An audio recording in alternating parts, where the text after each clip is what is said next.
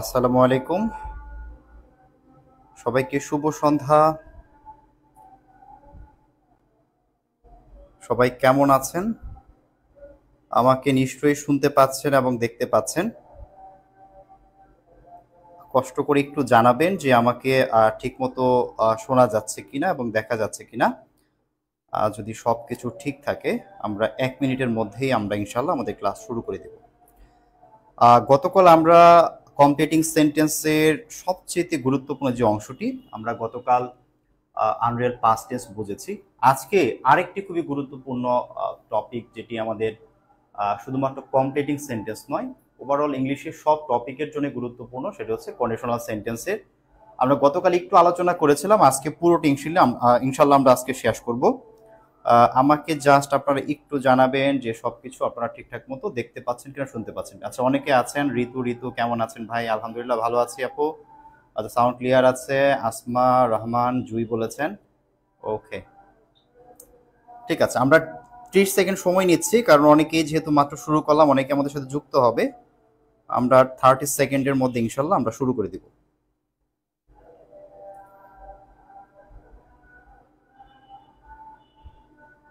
জি, শোনা যাচ্ছে। জি, ঠিক আছে। ইসরাত সাদিয়া আছেন, লিজা আক্তার জি ওয়ালাইকুম আসসালাম। জি, সুমাইয়া বিনতে রাশিদ আছেন। ওয়ালাইকুম আসসালাম আপু। জি, ঠিক আছে। আমার মনে হয় আমাদের সবকিছু ওকে, আমরা শুরু করতে পারি। আমরা যদি একটু মনে করে নেই, আমরা গতদিন যেই অংশটুকু পড়েছিলাম, আমরা গতদিন আপনাদেরকে যে অংশ নিয়ে কথা বলেছি সেটি হচ্ছে যে আমরা বলেছিলাম যে কন্ডিশন হচ্ছে একটি শর্ত। কন্ডিশন শব্দের অর্থ শর্ত, এবং এই কন্ডিশন শব্দটা কিন্তু একটি নাউন। কন্ডিশন হচ্ছে একটি নাউন, এবং এই নাউন থেকে একটি অ্যাডজেক্টিভ আসে কন্ডিশনাল। কন্ডিশনাল শব্দের অর্থ হচ্ছে শর্তমূলক, এবং আমরা বলছিলাম যে কন্ডিশনাল সেন্টেন্স বলতে আসলে শর্তমূলক বাক্যকে বোঝায়, যেই বাক্যগুলোতে আমরা শর্ত দিই। বলেছিলাম আমরা ইফ দিয়ে শর্ত দেই, ইফ অর্থ যদি। তবে আরো কিছু শব্দ আছে যেই শব্দগুলো দিয়েও কিন্তু আমরা শর্ত দিয়ে থাকি। তো আমরা প্রথমে ইফ এর কনসেপ্টগুলো একদম ক্লিয়ার করি, তারপর আমরা ইফ এর সাথে যে রিলেটেড আরো কিছু ওয়ার্ড আছে, কিছু ফ্রেজ আছে, যেগুলো ইফ এর মতোই আমাদেরকে অর্থ দেয়, ইফ এর মতোই শর্ত দেয়, কন্ডিশন দেয়, আমরা সেগুলো শিখব। ইফ বুঝতে পারলে বাকিগুলো বুঝতে খুব একটা অসুবিধা আমাদের হবে না। আচ্ছা, গতদিন আমি আরেকটি কথা বলেছিলাম আপনাদেরকে যে কন্ডিশনাল সেন্টেন্স হচ্ছে প্রধানত 3 প্রকার। আমরা বলেছিলাম প্রধানত হচ্ছে প্রেজেন্ট কন্ডিশনাল, পাস্ট কন্ডিশনাল এবং হচ্ছে পারফেক্ট কন্ডিশনাল। আরেকটি বলেছিলাম যে বিশেষ কন্ডিশনাল আছে, জিরো কন্ডিশনাল, এটি নিয়ে আমরা সব শেষে কথা বলবো বলেছিলাম। এবং গতদিন বলেছিলাম যে এই যে present conditional, past conditional, perfect conditional, এগুলোর নাম কেন হয় বলেছিলাম যে ইফ এর পরে কোন টেন্স আছে, ইফ এর পরে যে ক্লজটি বা যে সেন্টেন্সটি থাকে, এর টেন্স কোনটি, এটি কি প্রেজেন্ট টেন্স আছে, এটি কি পাস্ট টেন্সে আছে, নাকি পারফেক্ট টেন্সে আছে, কোন টেন্সে আছে, তার উপর ভিত্তি করে আমাদের এই কন্ডিশনালটির নাম হয়। যদি এখানে প্রেজেন্ট টেন্স থাকে আমরা বলি প্রেজেন্ট কন্ডিশনাল, এখানে পাস্ট টেন্স থাকলে বলি আমরা পাস্ট কন্ডিশনাল, যদি এখানে পাস্ট পারফেক্ট থাকে তখন বলি পারফেক্ট কন্ডিশনাল। কিন্তু আজকের ক্লাসে আমরা এমন ভাবে কনসেপ্টগুলোকে মাথায় নেওয়ার চেষ্টা করব যেন আমাদের স্ট্রাকচার মুখস্থ করতে না হয়। দেখেন, আমার একটাই এফোর্ট আপনাদের জন্য, রুল যেন মুখস্থ করতে না হয়। আমি যতক্ষণ কথা বলবো, যা করব, যেইভাবে ব্যাখ্যা দিব, আমার উদ্দেশ্য একটি, আপনাকে যেন রুল মুখস্থ করে মাথায় রাখতে না হয়। আপনার মাথা যেন কোনো একটি, আপনার ব্রেন যেন কোনো একটি লজিকের মাধ্যমে এটিকে মাথায় রাখার চেষ্টা করে, এবং সে যেন নিজেই মনে রাখে। এটি কিন্তু আমার ক্লাসের মূল উদ্দেশ্য, ঠিক আছে? আচ্ছা, এখন আমরা তাহলে বুঝে গেলাম যে ইফের পরে আমাদের প্রেজেন্ট টেন্স, পাস্ট টেন্স এবং পারফেক্ট টেন্স, 3টি টেন্সের যে কোনো একটি টেন্স থাকবে। আমরা তারপর প্রেজেন্ট কন্ডিশনাল নিয়ে আমরা কথা শুরু করেছিলাম, এবং আপনাদেরকে বলেছিলাম যে প্রেজেন্ট কন্ডিশনাল মানে হচ্ছে ইফের পরে প্রেজেন্ট ইনডিফিনিট টেন্স থাকবে অথবা প্রেজেন্ট পারফেক্ট টেন্স থাকবে, দুটি যে কোনো একটি। প্রেজেন্ট ইনডিফিনিট থাকবে অথবা প্রেজেন্ট পারফেক্ট থাকবে। এবং তারপর বলেছিলাম যে ইফের পরে এই জায়গাতে প্রেজেন্ট ইনডিফিনিটও থাকতে পারে, প্রেজেন্ট পারফেক্টও থাকতে পারে, দুটির যে কোনো একটি থাকতে পারে। প্রেজেন্ট ইনডিফিনিট অথবা প্রেজেন্ট পারফেক্ট যে কোনো একটি থাকবে এই জায়গাতে। তারপর বলেছিলাম এখানে ফিউচার ইনডিফিনিট হবে, এবং পরবর্তীতে বলেছিলাম যে এই ফিউচার ইনডিফিনিট মানেই শুধুমাত্র শ্যাল উইল নয়, শুধুমাত্র শ্যাল উইল দিলেই যে সেটা ফিউচার ইনডিফিনিট হবে এমন নয়। আমরা বলেছিলাম অন্য কিছু মোডাল অক্সিলারি আছে যে মোডাল অক্সিলারি গুলো দিয়েও আমরা কি করতে পারি, ফিউচার টেন্সের কোন একটি বাক্যের কথা, কোন একটি ফিউচারে ঘটবে একটি কাজের কথা আমরা বলতে পারি। সেই কারণে আমাদের এই অংশটার মধ্যে যে ফিউচার ইনডিফিনিট যে অংশটা আছে, এখানে শ্যাল উইল তো থাকবেই, শ্যাল উইলের সাথে অন্য মোডাল অক্সিলারি গুলোও থাকতে পারে, অন্যগুলোও থাকতে পারে। এবং তারপর আপনাদেরকে আমি একটা বাক্য লিখে দেখিয়েছিলাম, আমি বলেছিলাম যে ইফ ইউ রিড ওয়েল, যদি তুমি খুব ভালো করে পড়ো, you will shine in life, তুমি জীবন উন্নতি করবে বা ভালো করবে। ইফ ইউ রিড ওয়েল, যদি ভালো করে পড়ো, you can shine in life, যে তুমি জীবন উন্নতি করতে পারবে। আবার বলেছিলাম যে you will read well, if you read well you may shine in life. এবং তখন আমি আপনাদেরকে ছোট্ট করে বলেছিলাম ক্যান দিয়ে বোঝায় ক্ষমতা বা সক্ষমতা, যে সে উন্নতি করতে পারবে, আমি সেই বিষয়টি বুঝিয়ে দিচ্ছি। আর মে দিয়ে বলেছিলাম যে পসিবিলিটি, অর্থাৎ সম্ভাবনা, সে কি উন্নতি করতে পারবে কি পারবে না। আমি বলছি যে তুমি যেহেতু কঠোর পরিশ্রম করছো, তুমি হয়তো বা উন্নতি করবে, নাও করতে পারো। এই মে দিয়ে কিন্তু আমি সেই সম্ভাবনার কথাটা বোঝাচ্ছি। ক্যান দিয়ে আমি মোটামুটি নিশ্চিতভাবে বলছি যেহেতু সে কঠোর পরিশ্রম করছে, সে সফল হবেই। তার মানে আমরা এই অংশটার মধ্যে কিন্তু উইল ব্যবহার করতে পারি, ক্যান ব্যবহার করতে, মে ব্যবহার করতে পারি। শেল কেন ব্যবহার করি নাই? কারণ ইউ এর সাথে শেল ব্যবহার করা যায় না বলে আমরা কিন্তু এখান থেকে শেল ব্যবহার করি নাই। ঠিক আছে, এই হলো বিষয়টা। এখন একটি অংশ আমাদের বাদ পড়ে গেছে, সেটি হচ্ছে যে ইফের পরে আমি বলেছি যে এখানে যখন আমরা দেখছি যে ইফের পরে প্রেজেন্ট ইনফিনিট আছে, প্রেজেন্ট ইনফিনিট থাকলে আমরা বলেছিলাম যে এই পাশে এরকম ফিউচার ইনডিফিনিট হবে। কিন্তু এই জায়গাটার মধ্যে যদি প্রেজেন্ট পারফেক্ট থাকে, তার একটি এক্সাম্পল দেখানো দরকার। প্রেজেন্ট পারফেক্ট থাকলে কি হয়, আমরা এই জায়গাতে এই জিনিসটা একটু এইভাবে একটু মনে রাখি। সেটি হচ্ছে যারা জানেন না, টেন্স খুবই গুরুত্বপূর্ণ, টেন্স সম্পর্কে খুব স্পষ্ট ধারণা থাকতে হয়। দেখেন ইফের পরের এই অংশটার মধ্যে যদি এরকম হয় যে ইফের পরে এখানে প্রেজেন্ট পারফেক্ট টেন্স আছে, প্রেজেন্ট পারফেক্ট, যারা স্ট্রাকচার জানে না আমি তাদের জন্য শুধু এই অংশটি বলছি, যে ইফের পরে যদি প্রেজেন্ট পারফেক্ট থাকে তখনও কিন্তু আমাদের কি করতে হয়, এই পাশে ফিউচার ইনডিফিনিট কিন্তু আমাদেরকে লিখতে হয়, ফিউচার ইনডিফিনিট লিখতে হয়। কিন্তু তখন আসলে কি হয় দেখেন, এই স্ট্রাকচারটাই মেনটেন করা হয়, এখানে যে স্ট্রাকচার আছে এটি মেনটেন করা হয়। শুধু এই যে সাবজেক্ট প্লাস ভার্ব ওয়ান আছে, সাবজেক্ট প্লাস ভার্ব ওয়ান থাকে মানে প্রেজেন্ট ইনডিফিনিট। কিন্তু প্রেজেন্ট পারফেক্ট স্ট্রাকচার কি, প্রেজেন্ট পারফেক্ট স্ট্রাকচার হচ্ছে সাবজেক্ট থাকবে, তারপর আমরা লিখবো হ্যাভ অথবা লিখবো হ্যাজ, তারপরে হ্যাভ হ্যাজ এর পরে আমাদের কি লিখতে হয়, হ্যাভ হ্যাজ এর পরে আমাদেরকে ভার্বের পাস্ট পার্টিসিপল ফর্ম অথবা ভার্ব থ্রি থাকতে হয়। ঠিক আছে, মনে রাখতে হবে যে have has plus verb three থাকলে সেটা কিন্তু প্রেজেন্ট পারফেক্ট, আর হ্যাড প্লাস ভার্ব থ্রি থাকলে সেটা কিন্তু পাস্ট পারফেক্ট। আমরা একটু পরে পাস্ট পারফেক্ট আলোচনা আসবো 3 নম্বর কন্ডিশনালে। তাহলে এটি দিয়ে যদি আমরা একটা সেন্টেন্স দেখে নেই তাহলে আমাদের এইটি পড়া শেষ হয়ে যায়। আমি সেন্টেন্স একটু নিচে লিখি, যেমন আমি লিখতে পারি যে if if you have helped me he will be able to solve the problem।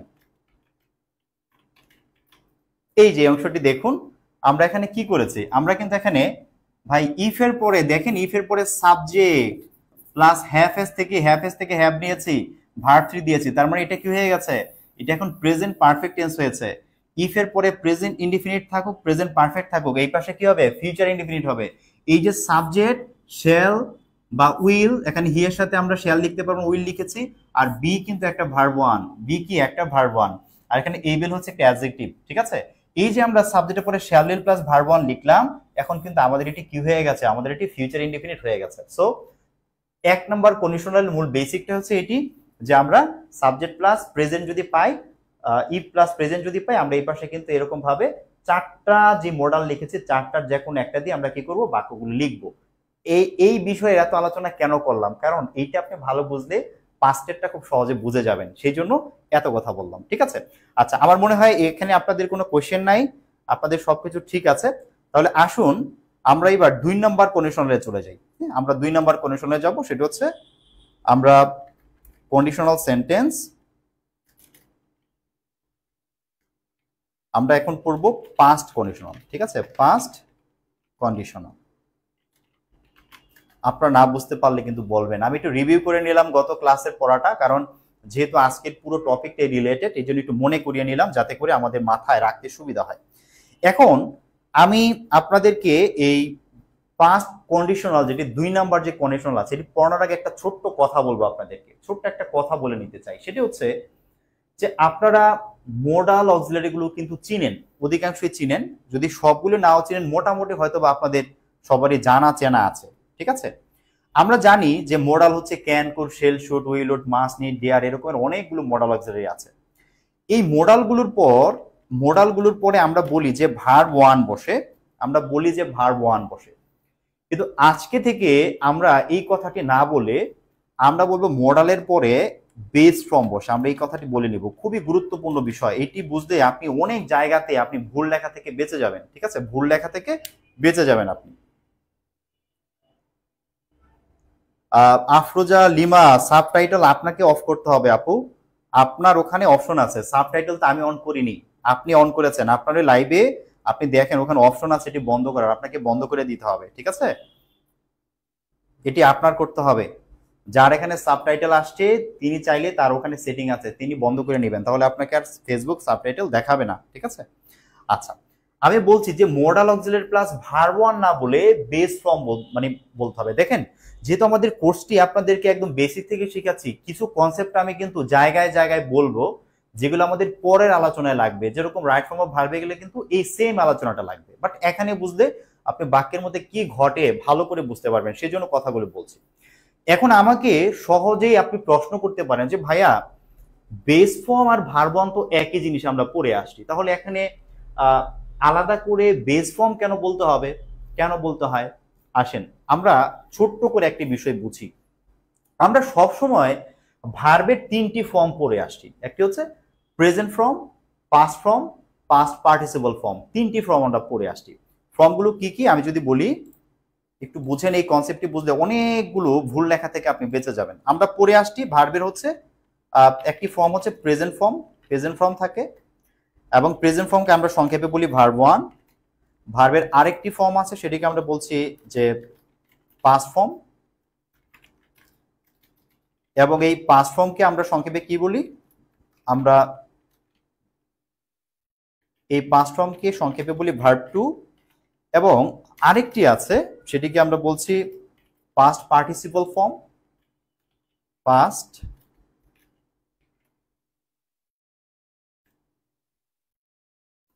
Participle form, এবং এইটাকে আমরা সংক্ষেপে কি ডাকি, ভার্ব থ্রি ডাকি। কিন্তু ভার্বের আরেকটি ফর্ম আছে, সেটি হচ্ছে বেস ফর্ম। আরেকটি ফর্ম বলি আমরা, সেটাকে কি বলি, বেস ফর্ম বলি। কিন্তু এই বেস ফর্মটি আমরা আলাদা করে কেউ পড়ি না। এই বেস ফর্মটি আলাদা করে না পড়ার পিছনে একটা রিজন আছে, আমরা কেন পড়ি না। আগে রিজনটা আমরা বলি যে কেন আমরা এটাকে আলাদা করে পড়ি না। কারণ হচ্ছে বেস ফর্মগুলোই ভার্ব ওয়ানের মতো হয়। যেমন আমি যদি লিখি, আপনাদের চেনা যদি একটা ভার্ব লিখি, যেমন কাম যদি আমি লিখি, কামের ভার্ব ওয়ান কি হবে, কামের ভার্ব ওয়ান কামই হবে, পাস্ট ফর্ম হচ্ছে কেম, এবং এটার ভার্ব থ্রি হচ্ছে কাম। এর মানে হচ্ছে, দেখেন, এর মানে হচ্ছে আমাদের কামের বেস ফর্মটাও কাম, এটার ভার্ব ওয়ানও কাম। সুতরাং যেহেতু দুটি একই ফর্ম, তাহলে তো এটিকে আমার আলাদা করে তো আমার পড়ার দরকার নাই, আমি কাম পড়লে হয়ে যাচ্ছে, আমাকে তো এই কাম আর পড়ার দরকার নাই, যে এটি বেস ফর্ম আলাদা করে মনে রাখার দরকার নেই। তো সব ভার্বের ক্ষেত্রে এই বিষয়টা ঘটে, সব ভার্বের ক্ষেত্রে এই বিষয়টি ঘটে যে আমি যখন লিখি, আমি যখন কোথাও লিখছি গো, আমার এটার verb one go, past form হচ্ছে ওয়েন্ট, এবং পাস্ট পার্টিসিপল হচ্ছে গন। আমি কিন্তু এইভাবেই বিষয়গুলোকে দেখে থাকি, আমরা সবাই দেখি, তাই না, যে বেস ফর্ম এবং ভার্ব ওয়ান একই বিষয়। কিন্তু দুইটা ভার্বের ক্ষেত্রে ব্যতিক্রম আছে, খুব ভালো করে বুঝবেন, কন্ডিশনাল বাক্য দুইটা খুব ভালো লাগবে। তাহলে দুইটি ভার্বের ক্ষেত্রে এই কনসেপ্ট চলবে না, এখানে একটু পার্থক্য আছে। পার্থক্যটা কি জানেন? একটি ভার্ব হচ্ছে বি, খেয়াল করেন, একটি ভার্ব হচ্ছে বি। দেখেন, বি একটি বেস ফর্ম, বি হচ্ছে একটি বেস ফর্ম, কিন্তু যখন আপনি এটাকে ভার্ব ওয়ান লিখবেন, ভার্ব ওয়ানে আপনাকে এটাকে এম করে লিখতে হবে, ইস করে লিখতে হবে, আর করে লিখতে হবে। আপনি এটাকে বি করে লিখতে পারবেন না, বি কিন্তু ভার্ব ওয়ান না। এবং কেউ যদি চিন্তা করে যে স্যার গো তো বেস ফর্ম ছিল, আবার গোটাও ভার্ব ওয়ান হয়েছে, তো বি যেহেতু বেস ফর্ম, তাহলে বি কে আমি ভার্ব ওয়ান হিসেবে ব্যবহার করব। যদি কেউ এটা বলতে পারে, সে বলতে পারে, ঠিক আছে, যে বি কে আমরা ভার্ব ওয়ান হিসেবে এখানে অ্যাড করে নিব, আমরা চাইলে এটা বলতে পারি, অসুবিধা নেই, বলতে পারি। কিন্তু খেয়াল রাখতে হবে, এম ইজ আর এগুলি শুধুমাত্র ভার্ব ওয়ান, এম ইজ আর কে কিন্তু আপনি বেস ফর্ম বলতে পারবেন না। যদি বলেন ভুল করবেন, তাহলে কিন্তু বেস ফর্ম বলা যাবে না। এইটার পাস্ট ফর্ম কি? পাস্ট ফর্ম হচ্ছে ওয়াজ এবং হচ্ছে ওয়ার, এটা হচ্ছে পাস্ট ফর্ম, এবং এটার পাস্ট পার্টিসিপল ফর্ম হচ্ছে বিন। ঠিক আছে, আরেকটি ভার্ব হচ্ছে ভাই হ্যাভ। দেখেন হ্যাভ হচ্ছে একটা বেস ফর্ম, কিন্তু যখন আপনি এটাকে ভার্ব ওয়ান হিসেবে ব্যবহার করবেন, ঠিক একইভাবে আপনি কি হ্যাভ হিসেবে ব্যবহার করতে পারেন, হ্যাজ হিসেবে ব্যবহার করতে পারেন। হ্যাভ হিসেবে ব্যবহার করা যাবে, আবার যদি চান যে আমি এটাকে হ্যাজ হিসেবে ব্যবহার করব, করতে পারেন। কিন্তু খেয়াল করেন, হ্যাভ যদি একটা বেস ফর্ম, হ্যাজ কিন্তু বেস ফর্ম না, হ্যাজ কিন্তু বেস ফর্ম না। পাস্টে হচ্ছে হ্যাড এবং পাস্ট পার্টিসিপল হচ্ছে হ্যাড।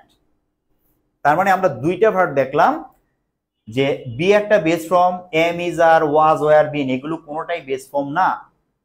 হ্যাভ একটা বেস ফর্ম, হ্যাজ কোনো বেস ফর্ম না, হ্যাজ শুধুমাত্র প্রেজেন্ট ফর্ম, ভার্ব ওয়ান, কিন্তু বেস ফর্ম না। আর হ্যাড, হ্যাড হচ্ছে ভার্ব টু, ভার্ব থ্রি।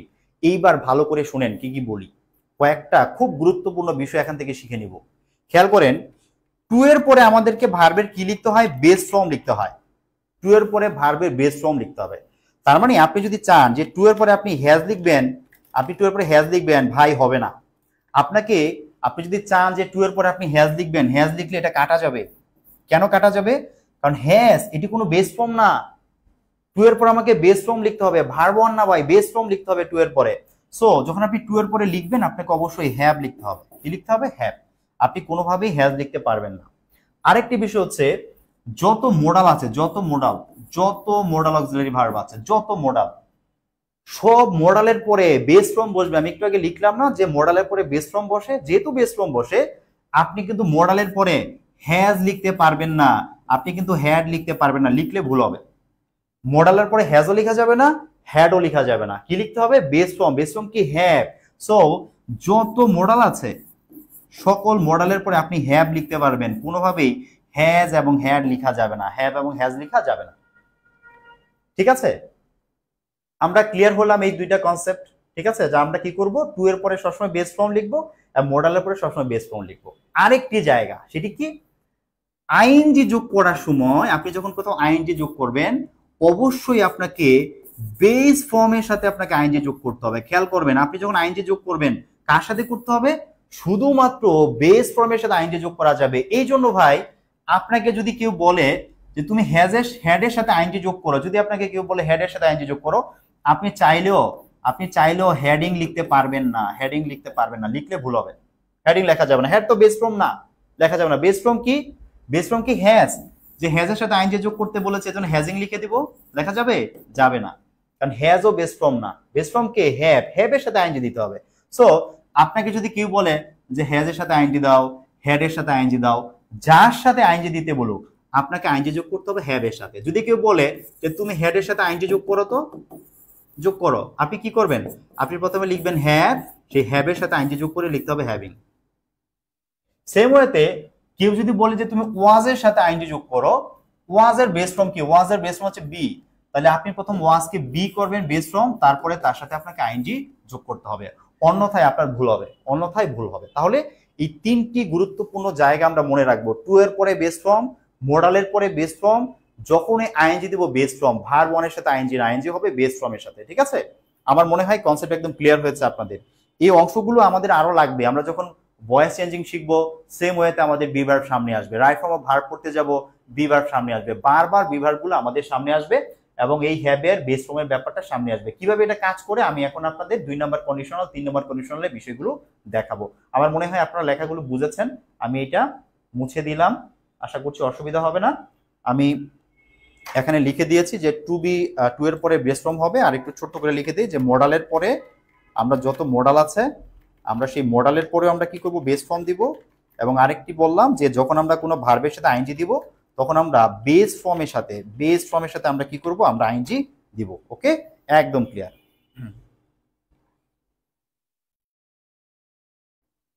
ওকে, অনেকেই লিখেছেন, থ্যাংক ইউ। আচ্ছা, ডু ডাজ ডিড, জি, আপনি যদি এটা লিখতে চান যে ডু ডাজ ডিড থাকলো বাক্যে বেস ফর্ম বসে, ভাই এটাও লিখতে পারেন। এটা আমি বলে দিই, কোনো বাক্যে যখন ডু ডাজ ডিড কি আমরা অক্সিলারি ভার্ব হিসেবে ব্যবহার করি, এই ডু ডাজ ডিড যদি কোনো বাক্যে থাকে, তখনই কিন্তু বাক্যে আমরা বেস ফর্ম লিখি। ঠিক আছে, রাইট ফর্ম অফ ভার্বে এগুলো আমাদের লাগবে।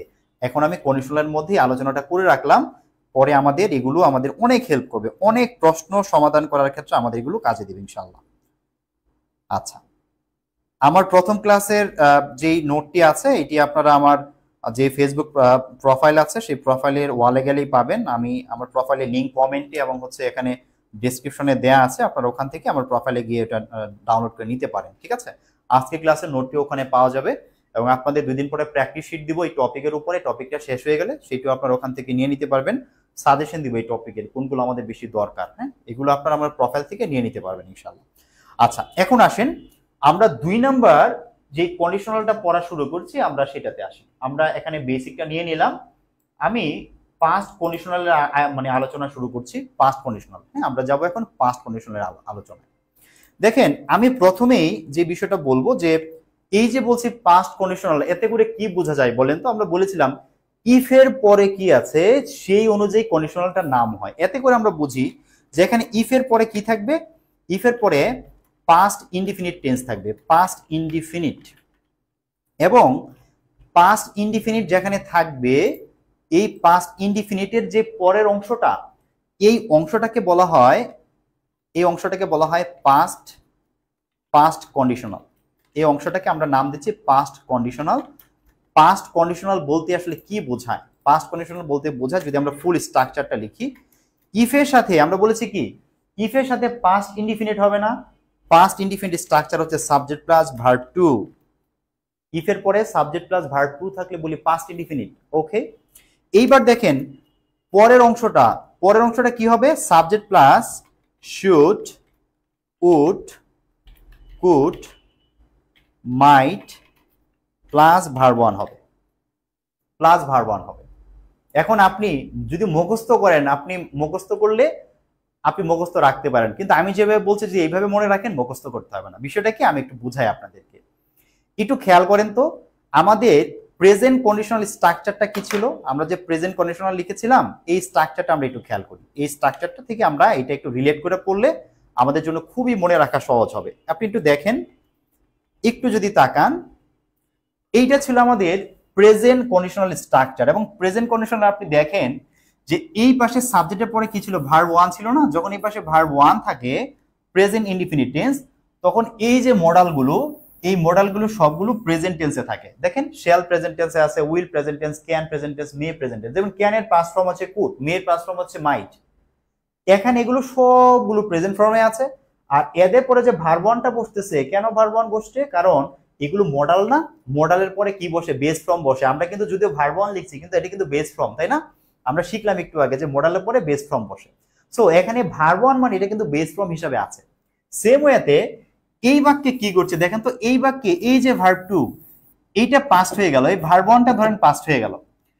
ইংলিশে এটা একটা মজার ব্যাপার, এক পাশ যদি পাস্ট হয় আরেক পাশও পাস্ট হয়ে যায়, এক পাশ যদি পাস্ট হয় আরেক পাশও কি হয়ে যায়? পাস্ট হয়ে যায়। সো এই পাস্টটাও আমাকে কি করতে হবে? এই পাস্টটাকে আমাকে পাস্ট টেন্সে নিয়ে যেতে হবে। কিন্তু আমি যে পাস্ট টেন্সে নিব, কিভাবে নিব? এখন আমি যে চিন্তা করি যেখানে ভার্ব টু আছে, তাহলে এখানকার ভার্বটাকেও আমি ভার্ব টু করে দেই, ভার্ব টু করে দেই। কিন্তু সেটা কি করা যাবে? যাবে না ভাই। এই যে এখানে ধরেন এখানে যে শ্যাল উইল ক্যান মে আছে, এই শ্যাল উইল ক্যান মের কারণে এখানে বেস ফর্ম আছে। আমি যদি এখানে এগুলি ধরেন, আমি যদি বিষয়টাকে এইভাবে আপনাকে বোঝাই, মাথায় রাখতে সুবিধা হবে। ধরেন আমি চাচ্ছি বাক্যটা এইভাবে লিখবো, আমি চাচ্ছি যে আমি এখানে শ্যালের জায়গায় শ্যাল লিখে দিব, উইলের উইল লিখে দিব, ক্যানের জায়গায় ক্যান লিখে দিব, মেয়ের জায়গায় মেয়ে লিখে দিব। এবং তারপর কি করব? এখানে যে ভার্ব ওয়ান আছে আমি ভার্ব ওয়ানটাকে ভার্ব টু করে দিব। কেন ভার্ব টু করব? যেহেতু আগে আমি ভার্ব টু করেছি, যেহেতু আগে আমার এখানে ভার্ব টু আছে, এখানে যেহেতু ভার্ব টু আছে, তাহলে এই পাশে আমি ভার্ব টু করে ফেলবো। যদি আমি এটা চিন্তা করি, আমি কি সেটা পারবো? পারবো না। কেন পারবো না? দেখেন ভাই, এই যে মডালগুলো বসে আছে, মডালগুলোর পরে কোনো ভার্বকে পাস্টে নেওয়া যাবে না, কোনো ভার্বকে পাস্ট ফর্মে নেওয়া যায় না। কিসে রাখতে হয়? বেস ফর্ম রাখতে হয়। তার মানে আমি চাইলেও আমি এই অংশটাকে কি করতে পারছি না, আমি চাইলেও ভার্ব টু করতে পারছি না, আমাকে ভার্ব ওয়ান রাখতে হচ্ছে এই মডালগুলোর কারণে। তার মানে আমাকে এখানে বাধা কে দিচ্ছে? বাধা দিচ্ছে মডালগুলো। মডালগুলো আমাকে ওটাকে ভার্ব টু করতে দিচ্ছে না। তাহলে কাজ করি, তাহলে কি করব? এই মডালগুলোকেই পাস্ট করে দিব। যেহেতু এই পাশে ভার্ব টু করেছি, এই পাশেও যেহেতু আমাকে পাস্ট করতে হবে, কিন্তু মডালগুলোর জন্য যেহেতু এটাকে পাস্ট করতে পারছি না, তাহলে বাধ্য হয়ে এদেরকে পাস্ট করে দেই, এদেরকে পাস্ট করে দিব। আর এরপরে যে বেস ফর্ম যেটা বসার, বেস ফর্ম থাকবে। তাহলে তো হয়ে গেল আমার কন্ডিশনাল। ঠিক আছে, এই কারণে আমরা কি করি? এই যে এখানে যে শ্যাল আছে এটাকে শুট করে দেই, উইলটাকে উড করে দেই, ক্যানকে কুড করে দেই, মেকে মাইট করে দেই। কারণ এই ভার্বটাকে আমি এদের জন্য পাল্টাতে পারছি না। এই জন্য কিন্তু আমাদের স্ট্রাকচারটা ভাই এমন হয়। আমাদের স্ট্রাকচার কেমন হয়? এই যে আগে যেটা লিখেছি স্ট্রাকচারটা এইরকম হয়। এই শেলটা শুট হয়ে যায়, উইলটা উঠ হয়ে যায়, ক্যানটা কুট হয়ে যায়, মেয়েটা মাইট হয়ে যায়, আর এই ভার্ব ওয়ানটা ভার্ব ওয়ানই থাকে। আর মোডালগুলোর পরে আমি কি করতে পারবো না? ভার্বটাকে চেঞ্জ করতে পারবো না। সো আপনি যদি এই লজিকটা মাথায় রাখেন, আপনাকে কিন্তু মুখস্থ করতে হবে না। এই পাশ পাস্ট আছে, এই পাশও পাস্ট করব। এই ভার্বটাকে মোডালগুলোর জন্য পাস্ট করতে পারছি না, তাহলে মোডালগুলোকে আমি পাস্ট করে দিব। মোডালগুলোকে পাস্ট করে দিলে কাজ শেষ। ওকে, এই কনসেপ্ট বুঝলে 3 নাম্বারটা আরো সহজে মনে থাকবে। 3 নাম্বার যে কন্ডিশনাল আরো সহজে মনে থাকবে। আমাকে বলেন এই অংশটা একদম ক্লিয়ার হয়েছেন কিনা আপনারা? একদম ক্লিয়ার কিনা বলেন। একটু পরে আমরা এমসিকিউ সলভ করব, ঠিক আছে? একটু পরে আমরা এমসিকিউ সলভ করব। আপনারা একদম ক্লিয়ার হয়েছেন কিনা একটু বলেন। আমি যদি এটাতে একটা এক্সাম্পল দেখাই, আমি বলতে পারি যে if you took preparation well, যদি তুমি ভালো প্রস্তুতি নিতে, you could perform well, তাহলে তুমি কি করতে পারতে? ভালোভাবে পারফর্ম করতে পারতে। এই বাক্যটার মধ্যে দেখেন, এই যে যখনই আমার এখানে সাবজেক্ট প্লাস কি আছে, সাবজেক্ট প্লাস ভার্ব টু আছে, তখন আমি বুঝেছি যে সাবজেক্ট হবে, আর এই বেস ফর্মকে তো আমি কিছু করতে পারবো না। তার মানে এখানে আমি যেই মডালটাই দিব, সেই মডালটাকে আমাকে ভার্ব টু এ ব্যবহার করতে হবে। সেই মডালটাই ভার্ব টু হবে। ওকে, আমরা এমসিকিউ সলভ করার সময় দেখবেন এই কনসেপ্ট আপনাকে কি পরিমাণ কাজে দেয়। ঠিক আছে, অনেক কাজে দিবে।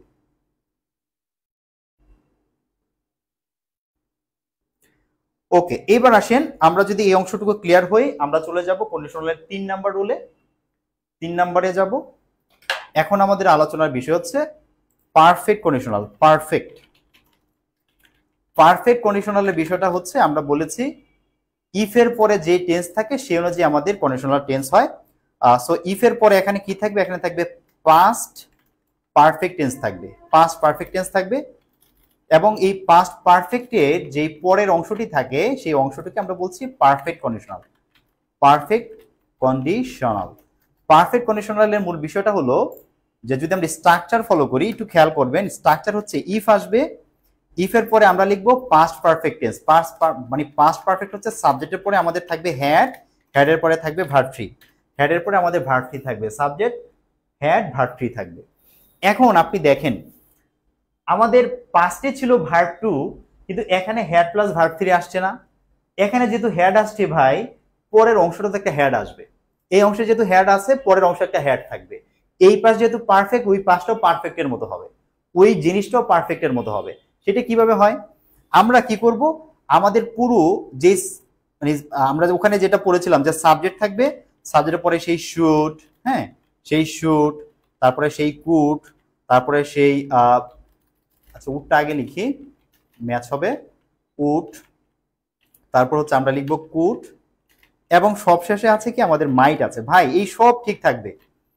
এই সব ঠিক থাকার পরে এই পাশে যেমন হ্যাড প্লাস ভার্ব থ্রি হয়েছে, এই পাশে আমি কি করব? আমি হ্যাড প্লাস ভার্ব থ্রি লিখবো। এই পাশে আমার হ্যাড প্লাস ভার্ব থ্রি আসবে, এই পাশেও হ্যাড প্লাস ভার্ব থ্রি আসবে। এই পাশে হ্যাড প্লাস ভার্ব থ্রি হয়েছে, এই পাশেও হ্যাড প্লাস ভার্ব থ্রি হবে, একই, দুই পাশে সেম হবে। কিন্তু একটা সমস্যাটা কি আপনি মনে করে দেখেন, একটু আগে বলছি যে এই যে মডালগুলো লিখছি না, মডাল, এই মডালগুলোর পরে চাইলেও আমি ভার্ব টু লিখতে পারবো না।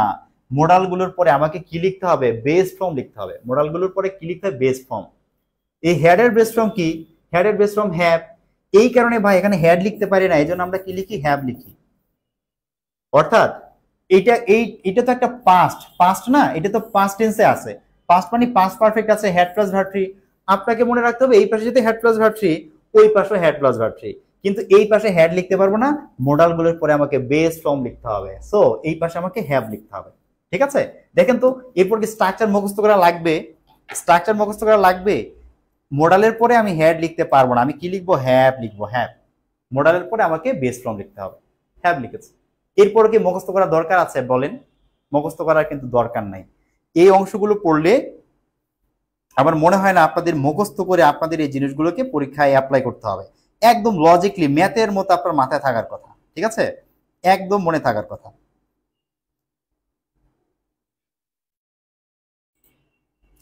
আমরা যদি এটা একটা বাক্য লিখি, আমি লিখতে পারি যে if if if he had tried well, সে যদি খুব ভালো করে চেষ্টা করত, he could have overcome the problem, তিনি এই সমস্যাটাকে ওভারকাম করতে পারতেন। দেখেন এই যে এই পাশে কি করেছে, এই পাশে হ্যাড প্লাস ভার্ব থ্রি লিখেছে না, এই পাশে দেখেন এই যে কুড মোডাল একটা থাকবে আর হ্যাভ প্লাস একটা ভার্ব থ্রি আসছে, হ্যাভ প্লাস ভার্ব থ্রি আসছে। মোডালের পরে আমি কি করতে পারবো, হ্যাজ লিখতে পারবো না, হ্যাড লিখতে পারবো না। আপনাকে অনেকভাবে পরীক্ষায় কনফিউজ করবে। এই অপশনগুলো যে দিবে, চারটা অপশন দেবেন, এখানে কখনো কুডের পরে হচ্ছে আপনাকে হ্যাজ দিয়ে দিচ্ছে, কুডের পরে আপনাকে হ্যাড লিখে দিচ্ছে। আপনাকে কিন্তু এইভাবে অপশনগুলো দিবে, তখন কিন্তু খেয়াল রাখতে হবে কুডের পরে হ্যাজ বসানো যায় না, হ্যাড বসানো যায় না, আপনাকে ভেবে আনসার করতে হবে। তো কনসেপ্ট বুঝলে আপনাকে স্ট্রাকচার পড়ে পড়ে এগুলোকে মুখস্থ করতে হবে না। আমরা এখন ছোট্ট করে কয়েকটা বিষয় দেখে আমরা এই অংশ থেকে পরের অংশটা চলে যাবো ইনশাল্লাহ, ঠিক আছে? আচ্ছা, আলহামদুলিল্লাহ স্যার, সুন্দর বোঝাচ্ছেন। আচ্ছা ঠিক আছে, শেখা শেষ, অনেক সুন্দর উপস্থাপনা, থ্যাংক ইউ ভাই, খুব দারুণ ভাইয়া, থ্যাংক ইউ। আমি আশা করছি আপনারা সাথে থাকলে দারুণ কিছু হবে ভাইয়া, ঠিক আছে? জি জি, থ্যাংক ইউ। হ্যাঁ, আসেন এইবার আমরা আরেকটি কনসেপ্ট একটু ভালোভাবে বুঝবো। এই জায়গা থেকে এই যে আমরা তিনটা কন্ডিশনাল পড়লাম, আমরা তিনটা কন্ডিশনালের অংশগুলো কিন্তু এখন আমাদের মাথায় আছে, কিন্তু থাকার পরেও এই জায়গা থেকে আমাদেরকে এলোমেলো করে কিছু প্রশ্ন দিবে। এই অংশটা ভালো করে বুঝতে হবে আপনাদেরকে। হ্যাঁ, একটু খেয়াল করেন আমি কি বলছি। দেখেন একটা বাক্যে যখন ইফ থাকে, এই ইফের পরিবর্তে আমরা চাইলে সেই বাক্যে হ্যাড বসাতে পারি, সেই বাক্যে আমরা হ্যাড বসাতে পারি, ইফের পরিবর্তে হ্যাড বসানো যায়। ইফের পরিবর্তে বাক্যে আমরা ওয়ার লিখতে পারি, ইফের পরে পরিবর্তে বাক্যে আমরা ওয়ার লিখতে পারি। কিরকম বিষয়টা একটু ভালো করে বোঝাই। ধরেন আমি বলছি যে if I were a king, যদি আমি একজন রাজা হতাম। এখন খেয়াল করেন তো, আমি পরের অংশটা লেখার আগে আমি যদি আপনাদেরকে একটু প্রশ্ন করি যে এই যে আমি এখানে ইফ লিখলাম, ইফের পরে সাবজেক্ট আছে আর এখানে ভার্ব টু আছে, তার মানে এটা হচ্ছে আমাদের পাস্ট কন্ডিশনাল, কারণ সাবজেক্ট প্লাস ভার্ব টু হলে সেটা পাস্ট ইনডিফিনিট হয়। এখন আমাকে প্রশ্ন করতে পারেন ভাইয়া কেন ওয়ার হলো, আয়ের সাথে তো ওয়াজ বসে। বলেছিলাম গতদিন আনরিয়াল পাস্ট টেন্সের ক্ষেত্রে যখন আনরিয়াল পাস্ট টেন্স হয় আমরা কল্পনা করি, কোনো বাস্তব কিছু হয়নি তবুও পাস্ট টেন্সে লিখি, সেটা আনরিয়াল পাস্ট টেন্স হয়। আমি বলছি if I were a king, যদি আমি একজন রাজা হতাম, আমি কি রাজা হয়েছি, হইনি, এটা একটা আনরিয়াল পাস্ট টেন্স, সেই জন্য কিন্তু ওয়াজ না লিখে ওয়ার লিখেছি। কিন্তু এটা তো পাস্ট ইনডিফিনিট টেন্সই, তাই না? Past indefinite tense. তো এখানে ইফ এর পরে তো পাস্ট ইনডিফিনিট আছে, পাস্ট ইনডিফিনিট যদি থাকে পরের অংশ কি হবে? পরের অংশ সাবজেক্টের পরে ওই যে বলেছিলাম এই পাশে যদি ভার্ব টু হয় ওই পাশেও সবগুলোকে ভার্ব টু করতে হয়। কোনগুলোকে? মোডালগুলোকে। তার মানে এই পাশে আমাকে মোডালগুলোকে কি করতে হবে? ভার্ব টু করে তারপর লিখতে হবে। তার মানে আমি লিখতে পারি যে if I were a king, যদি আমি একজন রাজা হতাম, আই উড হেল্প হিম, আমি তাকে সাহায্য করতাম। যদি আমি একজন রাজা হতাম আমি তাকে সাহায্য করতাম, ঠিক আছে? এই বাক্যটার মধ্যে কি করলাম, এখানে পাস্ট ইনডিফিনিট আছে, এই জন্য এই পাশে মোডালটাকে পাস্টে দিয়েছি, আর মোডালের পরে ভার্বটাকে তো বেস ফর্ম লিখতে হয়, জন্য হেল্প লিখেছি। ওকে, এখন এই বাক্যটা আপনার সামনে আরেকভাবে পরীক্ষায় দিবে, সেটি কি? যখন কোনো বাক্যে এরকমের ওয়ার থাকে এবং যদি এখানে হ্যাড থাকে, এগুলোকে এনে এই ইফ এর পরিবর্তে বসানো যায়, এই হ্যাডটাকে এনে ইফ এর পরিবর্তে বসানো যাবে। অর্থাৎ ইফ এর সাথে যে অংশটি থাকে সেই অংশের মধ্যে যদি ওয়ার থাকে বা হ্যাড থাকে, তখন ইফটাকে আমরা বাক্য থেকে বাদ দিয়ে দিতে পারি, ঠিক আছে? তখন আমরা এই বাক্যটাকে কিভাবে লিখতে পারি জানেন? আমরা বাক্যটাকে ঠিক এইভাবে লিখতে পারি যে এখানে ওয়ার আছে, আমরা লিখবো were I a king I would help him. যদি আমি একজন রাজা হতাম আমি তাকে সাহায্য করতাম। আর যদি বলতাম আমি তাকে সাহায্য করতে পারতাম বলে কুড লিখতাম, I could help him, could লিখতাম। ওকে, এখন দেখেন এই যে ইফ যে এখানে আছে, আমি এই ইফ এর জায়গায় কি করেছি, শুধু ওয়ারটাকে সামনে নিয়ে আসছে এবং ইফটাকে বাক্য থেকে বাদ দিয়েছি। দেখেন ওয়ারটা শুধু সামনে আসছে আর আই ঠিক আছে, আই এ কিং সব ঠিক আছে। তো এইভাবে বাক্যে যদি ওয়ার থাকে, আপনি দেখেন আমি যদি এই বাক্যটা লিখি ওয়ার ইউ বিজি, দেখেন এই যে কোশ্চেন মার্ক দিয়েছে না, কোশ্চেন মার্ক, ওয়ার যখন সামনে থাকবে এবং যখন কোশ্চেন মার্ক থাকে তখন বুঝতে হবে ওয়ার এখানে ইফ নয়, এটি শুধুমাত্র একটি অক্সিলারি ভার্ব, কিন্তু ওয়ার সামনে আছে কিন্তু বাক্যের শেষে কোনো কোশ্চেন মার্ক নাই, বাক্যের শেষে কোনো কোশ্চেন মার্ক নাই, তখন আপনাকে বুঝতে হবে এটা আসলে ইফ না, ওয়ার না, এটা আসলে ইফ। ইফের পরিবর্তে এখানে ওয়ার ব্যবহার করা হয়েছে, ইফের পরিবর্তে ওয়ারকে আমরা এখানে ব্যবহার করেছি। সেম ভাবে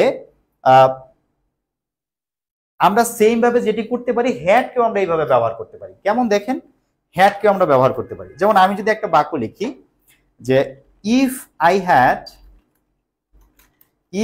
হ্যাড আ লট অফ মানি, যদি আমার অনেক টাকা থাকতো, I could help the poor, আমি গরিবদেরকে সাহায্য করতে পারতাম। If I had a lot of money I could help the পোর, যদি আমার অনেক টাকা থাকতো আমি গরিবদের হেল্প করতে পারতাম। দেখেন তো এই অংশটার মধ্যে এই যে সাবজেক্ট প্লাস ভার্ব টু আছে, দেখেন হ্যাড কিন্তু একটা ভার্ব টু, হ্যাডের পরে কিন্তু কোনো ভার্ব থ্রি নাই, এখানে কিন্তু হ্যাড শুধুমাত্র সাবজেক্ট প্লাস ভার্ব টু হিসেবে বসছে।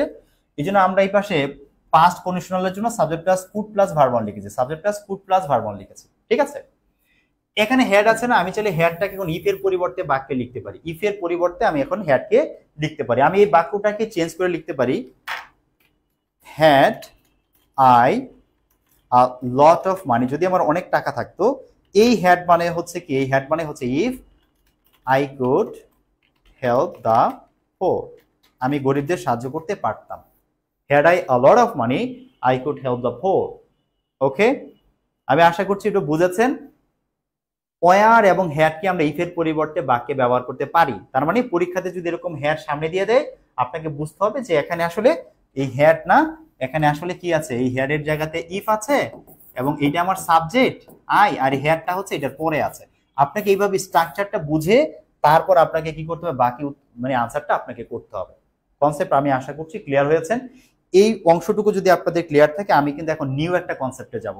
দয়া করে আমাকে একটু কনফার্ম করবেন যে আপনারা একদম ক্লিয়ার কিনা, আমাকে একটু জানাবেন যে সবকিছু ঠিকঠাক আছে কিনা। যদি এই অংশটা ক্লিয়ার থাকে আমি কিন্তু নিউ কনসেপ্টে চলে যাবো ইনশাল্লাহ। ওকে, বৃষ্টি সরকার আপু, আপনাকে দেখে ভালো লাগছে, আমার পেইড ব্যাচের স্টুডেন্ট, চেষ্টা করছেন, থ্যাংক ইউ। আচ্ছা,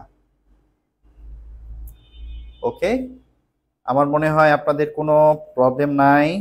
আচ্ছা, রাকিব হাসান ভাই বলেছেন 7:30 থেকে ক্লাস শুরু করলে ভালো হয়। ভাইয়া আমার পরে পেইড ব্যাচের ক্লাস আছে, হ্যাঁ, আমি চাইলেও আসলে আগাতে পারছি না, কারণ পেইড ব্যাচের যাদের ক্লাস নিচ্ছি গত কয়েক মাস ধরে, তাদেরকে হুট করে আমি তাদের শিডিউলটা চেঞ্জ করতে পারছি না। হ্যাঁ, এই কারণে আমরা আসলে এই সময়টা দিয়ে নিচ্ছি, আমি খুবই দুঃখিত।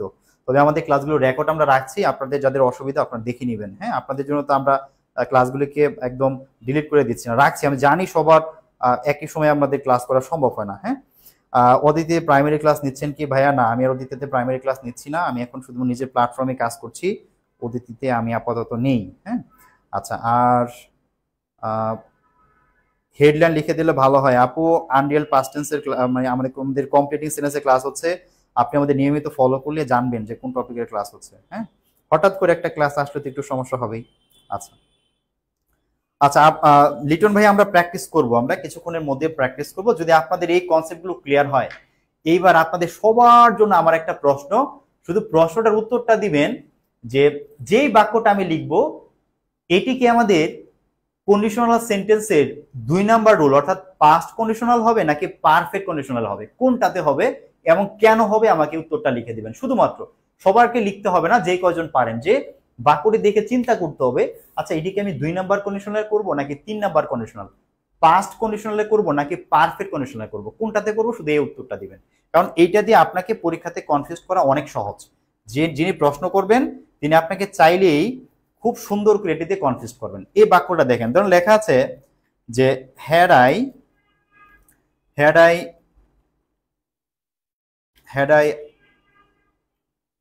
আ প্যালেস, যদি আমার একটা রাজপ্রাসাদ থাকতো, হ্যাড আই আ প্যালেস, যদি আমার একটা রাজপ্রাসাদ থাকতো, আই ড্যাশ উইথ হ্যাপিনেস।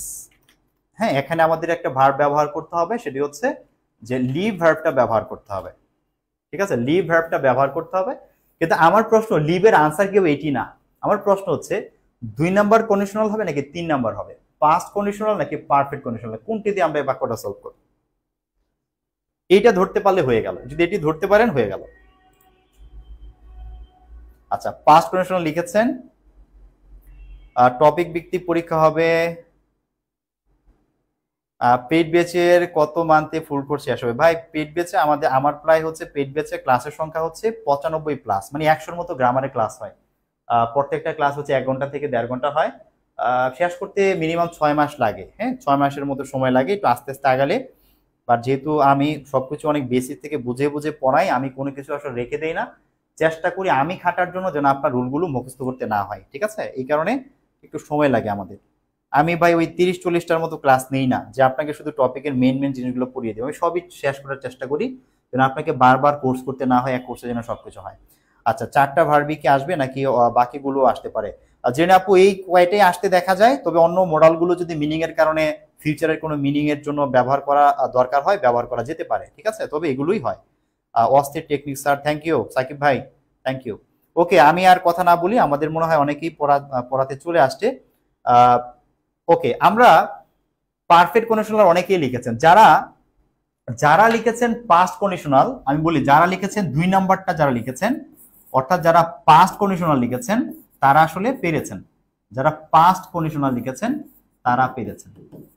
কিন্তু যারা 3 নাম্বার কন্ডিশনাল বা পারফেক্ট কন্ডিশনাল যারা লিখেছেন তারা আসলে পারেননি। কেন পারেননি ভাই? খেয়াল করেন, দেখেন এখানে হেড আছে না? আচ্ছা, হেডটাকে যদি আমি ইফ বানাই, ইফের পরে আমি এই সাবজেক্ট লিখলাম, আইটাকে নিয়ে আসলাম সাবজেক্ট আই, এখানে আই আছে, আইয়ের পরে আমার হেডটাকে আমি এখন নিয়ে আসলাম। কারণ হেড থাকলে তো আমরা হেডটাকে ইফের জায়গায় নিয়ে আসছি। ওকে, লিখলাম। এখন বলেন সাবজেক্ট প্লাস ভার্ব টু থাকলে আমরা কয় নাম্বার রুলে করব? 2 নাম্বার নাকি 3 নাম্বার রুলে?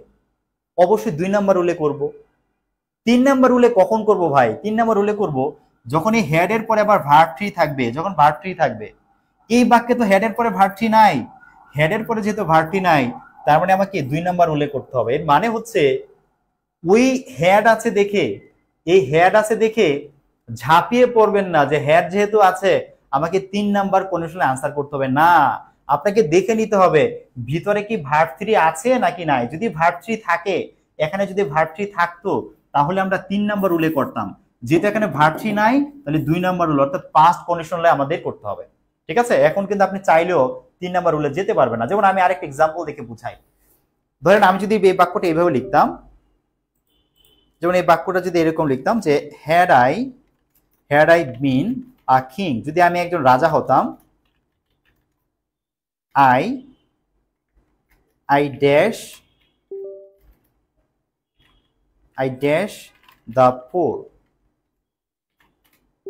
এখন ধরেন হেল্প ভার্বটা আমরা লিখবো। এখানে দেখেন তো এই জায়গাতে কিন্তু আমাদের হেড আছে, দেখেন এই যে সামনে কিন্তু হেড আছে, কিন্তু ভিতরে একটা ভার্ব থ্রি আছে, বিন একটা verb three, had plus verb three আছে। এখন এটি 3 নাম্বার উল্লেখ করব। হেড আছে কিন্তু ভার্ব থ্রি নাই, ভিতরে কোনো ভার্ব থ্রি নাই, তাহলে 2 নাম্বার উল্লেখ করব। ওকে, এই গেল কনসেপ্ট। তার মানে হেড দেখে ঝাঁপায়া পড়বেন না, ঝাঁপিয়ে পড়লে মৃত্যু অনিবার্য। ঠিক আছে, নিচে কি আছে দেখে ঝাঁপ দিতে হবে। ওকে, তাহলে আমরা যদি আনসার দুটি লিখি, আনসার দুটি হচ্ছে, প্রথমটির আনসার আমরা লিখতে পারি যে হ্যাড আই আ প্যালেস, যদি আমার একটা রাজপ্রাসাদ থাকতো, I could live with happiness, আমি সুখে, হ্যাঁ আমি সুখে বসবাস করতে পারতাম। আচ্ছা, এখানে লিভ উইথ না দিয়ে ইন দিলে মিনিংটা ভালো হবে। আমি সুখে বসবাস করতাম, ইন দিলে ভালো হবে, আমরা ইন দেই। I could live in happiness, আমি সুখে থাকতে পারতাম আর কি, এক কথায়। আর পরেরটি হচ্ছে যে had I been a king, যেহেতু এখানে ভার্ব থ্রি আছে 3 নাম্বার রুলে লিখবো, তখন লিখবো I could have helped the poor. ভাই সহজ ব্যাপার, একদম সহজ। দেখেন হ্যাড প্লাস ভার্ব থ্রি আছে না, এই পাশেও হ্যাড প্লাস ভার্ব থ্রি আসবে। শুধু মডালের জন্য আপনি হ্যাড লিখতে পারবেন না, হ্যাভ লিখবেন। এই তো পড়াশোনা। হ্যাঁ, আর উপরেরটার মধ্যে যেহেতু শুধুমাত্র হ্যাড আছে, তার মানে এই পাশে কি আসবে, ওই মডালটাকে ভার্ব টু করতে হবে। আপনি তো মডাল দেখে এই ভার্বটাকে ভার্ব টু করতে পারবেন না, কিন্তু ভার্বকে করা যাবে না, মডালকে ভার্ব মানে ভার্ব টু করতে হবে। এই তো আনসার হয়ে গেল। ওকে, আমাদের তাহলে এই শেষ। কন্ডিশনালের যদি অংশটুকু বুঝেন শেষ, শুধু জিরো কন্ডিশনালটা আছে ওইটা আমি বুঝিয়ে দেবো। কিন্তু তার আগে আসেন আমি এটা কয়েকটা প্রশ্ন সলভ করি, দেখি আমরা পারি কিনা। আমরা একটু প্রশ্ন সলভ করি কয়েকটা। যেমন 17তম নিবন্ধন কলেজ পর্যায়ে একটা পরীক্ষা আসছে, একটু যদি দেখেন পরীক্ষা আসছে এরকমের যে ইফ ইউ হেল্প মি, তো এখানে ইউ আছে আর কি আছে, ভার্ব ওয়ান যদি থাকে এই পাশে কি হবে বলেন তো, এই পাশে মোডাল প্লাস ভার্ব ওয়ান হবে, মোডাল প্লাস ভার্ব ওয়ান হবে। এই যে দেখেন ভার্ব টু আছে, উড হবে না, শুড আছে হবে না, will will plus verb one হবে, এখানে উইল প্লাস ভার্ব ওয়ান এটি আছে, সি আনসার হবে। এখানে উইল বি রিমেইন আছে, এই বি এর পরে ভার্ব এরকম ভাবে ভার্ব ওয়ান বসতে পারে না। এইটা আমি আপনাদের রাইট ফর্ম অফ ভার্বে পড়াবো। হ্যাঁ, রাইট ফর্ম অফ ভার্বে এটি পড়াবো যে বি এর পরে কেন এরকম ভাবে ভার্ব ওয়ান হয় না। আপাতত এই আলোচনা করছি না, শুধু এটা জানেন আমাদের মডেলের পরে ভার্ব ওয়ান লিখবে, যে মডেলের পরে ভার্ব ওয়ান আছে এটি আনসার হবে। এখানে বি আছে, এটার পরে আবার আরেকটি ভার্ব ওয়ান, এখানে একটা ভার্ব ওয়ান, এখানে একটা ভার্ব ওয়ান, দুইটা ভার্ব ওয়ান হয় না, সো এই নাম্বার আমাদের আনসার হবে না। পরেরটা দেখেন নাম্বার 7। 7 নাম্বারে কি বলেছে?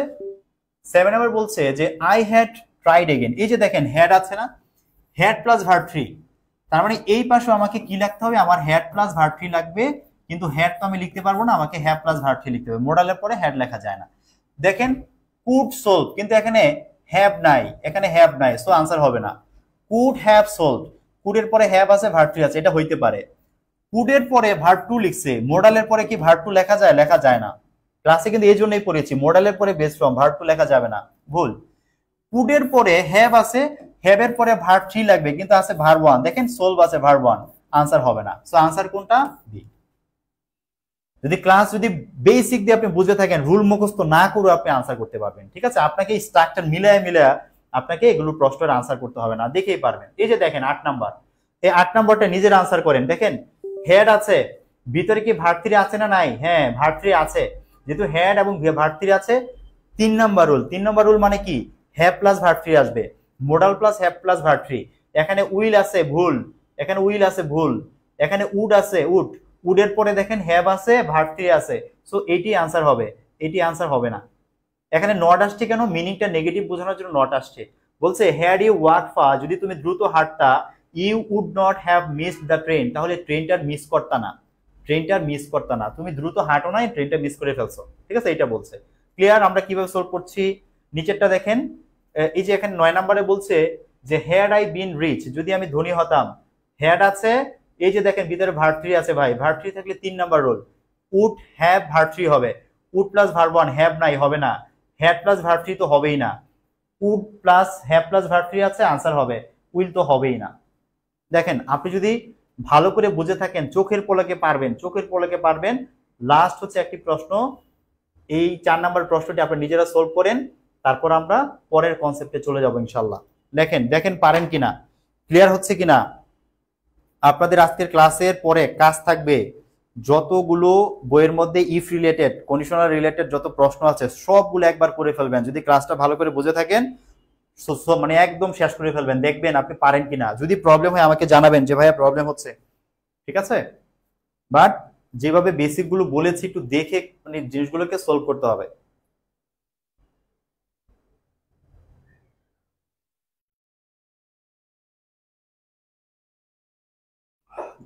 কন্ডিশনাল পরীক্ষাতে আসেই ভাই, সব পরীক্ষায়, যেই পরীক্ষাতে আপনি যান, সেটা আপনি 11তম গ্রেডের পরীক্ষায় যান আর আপনি 9ম গ্রেডের পরীক্ষা আসেন, আসবেই। ওকে, আচ্ছা, আপনি অনেকে বি লিখেছেন। দেখেন এখানে আমাদের বাক্যে হ্যাড এর পরে ভার্ব থ্রি আছে, তার মানে উই পাশে modal plus have plus verb three আসবে। এই যে modal plus have plus verb three আছে, হতে পারে হ্যাড প্লাস ভার্ব থ্রি হবে না। Would have plus verb three আছে, এটিও হতে পারে। আর এখানে আছে আই উড বি গোয়িং তো হবেই না। এখন আমরা মিনিংটা দেখি, বলছে যে if I had known you were coming, যদি আমি জানতাম তুমি এসেছো, যদি আমি জানতাম তুমি আসতেছো, তাহলে কি হইতো? I would have gone to the station, আমি স্টেশনে যেতাম। I would have gone to the station, দুটি আনসারই রাইট হবে। এখানে আসলে হয়তো আমার কম্পোজে কোনো জায়গায় ভুল হয়েছে, এই জন্য দুটি অপশন একরকম হয়ে গেছে। দুটি মানে যেহেতু একই রকম, সো দুইটাই আনসার হইতে পারে। অন্য অপশনটাতে কি ভুল ছিল আমার সেটা এখন মনে পড়ছে না, আপনারা একটু দেখে নেবেন। এটা 14তম শিক্ষক নিবন্ধন কলেজ পর্যায়ে আসছে, হয়তো ওই মানে পরীক্ষার প্রশ্ন দেখলে বুঝতে পারবেন যে আরেকটা অপশনে কোথায় ভুল ছিল। ওকে, আমি পরে এটা ঠিক করে দিব না, যদি এই শীটটা যখন আপনাদের দিব আমি ঠিক করে দেবো না ইনশাআল্লাহ। ওকে, আমার মনে হয় এই অংশটা নিয়ে আপনাদের কোনো আর অসুবিধা নাই। এখন আসেন আমরা আরেকটি আলোচনায় যাব, সেটি হচ্ছে জিরো কন্ডিশনাল কাকে বলে। জিরো কন্ডিশনাল কাকে বলে এই জিনিসটি একটু বুঝতে হবে, ঠিক আছে? আমরা পড়ছি এখন জিরো কন্ডিশনাল। পরীক্ষায় খুব কম আসে, কিন্তু জেনে রাখা দরকার। খুবই কম আসে পরীক্ষাতে, কিন্তু আমরা জেনে রাখবো। আমি যে এত এক্সপ্লেন করি, আপনাদের কি বিরক্ত লাগে? আসলে আমি আসলে খুঁটিয়ে খুঁটিয়ে না পড়ালে শান্তি পাই না। যে আমার স্টুডেন্ট ওই রাতের বেলা বসে বসে আবার স্ট্রাকচার মুখস্থ করবে, এগুলো আমার পছন্দ না, আমি চাই পড়াটা ক্লাসে হয়ে যাক। ওকে, আমি চাই ব্রেনের মধ্যে পড়াটা এমন ভাবে ঢুকুক যেন আপনি চাইলে আর ভুলতে না পারেন। এই জন্য এত কথা বলি। ওকে, বিরক্ত হবেন না দয়া করে, আর যদি কোনো পরামর্শ থাকে বলবেন। ঠিক আছে, আসেন আমরা জিরো কন্ডিশনাল বিষয়টা বুঝি। দেখেন, ইফ এর পরে যখন প্রেজেন্ট টেন্স থাকে, মানে বিষয়টা অনেক এরকমের। ইফ এর পরে যখন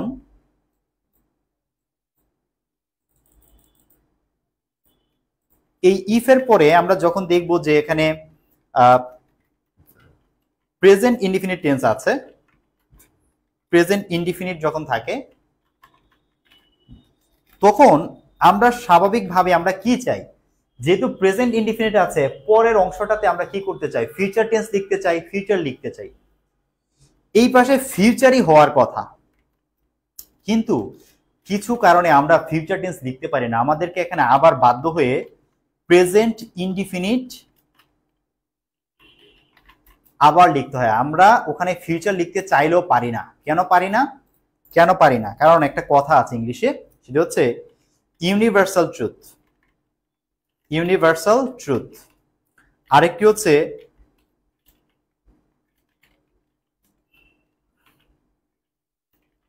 সাইন্টিফিক ট্রুথ, যেটা বৈজ্ঞানিক সত্য, যেটা বৈজ্ঞানিক সত্য। আরেকটাকে আমরা বলতে হেবিচুয়াল ফ্যাক্ট।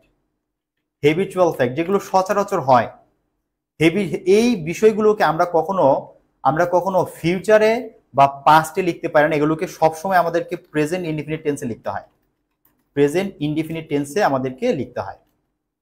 কেন লিখতে হয় আমরা যদি একটু বলি, যেমন আপনি খেয়াল করেন ইউনিভার্সাল ট্রুথের কথা বলছে, যদি আমি বলি যে ম্যান ওয়াজ মর্টাল, মানুষ মরণশীল ছিল। ম্যান ওয়াজ মর্টাল, মানুষ মরণশীল ছিল। তার মানে এখন আপনি আমাকে প্রশ্ন করবেন যে ভাইয়া এখন কি তাহলে মানুষ মরে না? আমি যদি বলি সূর্য উঠতো, আপনি প্রশ্ন করবেন ভাইয়া এখন কি তাহলে সূর্য উঠে না? আমি যদি বলতাম বরফ গলে যেত, আপনি প্রশ্ন করেন ভাইয়া বরফ কি এখন গলে না? তার মানে দেখেন, যদি আমি এই কথাগুলোকে পাস্টে বলি, এই যে ম্যান ইজ মর্টাল, মানুষ মরণশীল, এটা কি? এটা চিরন্তন সত্য। এটিকে কখনোই পাস্টে বা ফিউচারে লেখা যাবে না। আপনি যদি বলেন ম্যান উইল বি মর্টাল, মানুষ মরণশীল হবে, তার মানে এখন কি মানুষ মরণশীল না? অবশ্যই মরণশীল।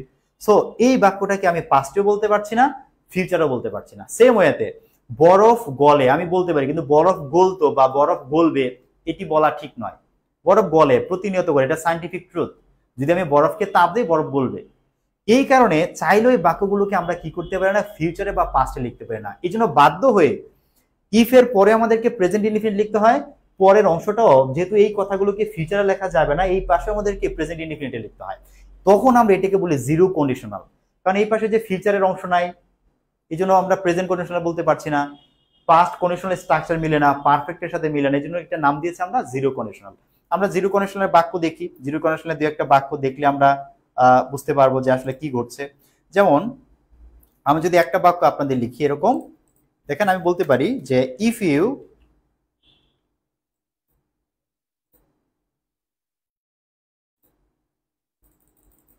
দেখেন আমি যদি লিখি ইফ